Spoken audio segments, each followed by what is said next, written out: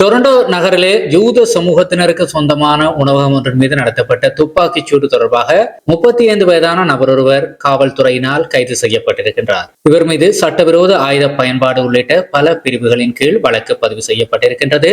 இவரை கைது செய்ய புதிதாக உருவாக்கப்பட்ட பயங்கரவாத சிறப்பு தடுப்பு பிரிவினுடைய அதாவது கவுண்டர் டெரரிசம் யூனிட்டினுடைய உதவி பயன்படுத்தப்பட்டது என்று தெரிவிக்கப்பட்டிருக்கின்றது.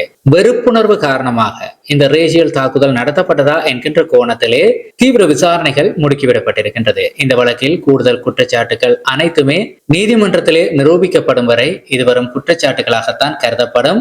இருந்தாலும் கனடாவிலே அதிகரித்து வருகின்ற சிறுபான்மையினர் மீதான தாக்குதல்கள் பொதுமக்களினுடைய பொது அமைதி தொடர்பிலே பெரும் கேள்விக்குறிகளை ஏற்படுத்தி இருக்கின்றது. கனடிய செய்திகளை உடனுக்குடன் பெற்றுக்கொள்ள சேனல் மறக்காம சப்ஸ்கிரைப் செய்திருப்பதை உறுதிப்படுத்திக் கொள்ளுங்கள். அதே போல நம்முடைய கனடிய செய்திகளுக்கான வாட்ஸ்அப் குழுவிலும் இணைந்திருப்பதை உறுதிப்படுத்துங்கள். வாட்ஸ்அப் குழுவினுடைய இணைப்பு டிஸ்கிரிப்ஷனிலும் வீடியோவினுடைய இறுதியிலும் இணைக்கப்பட்டிருக்கின்றது.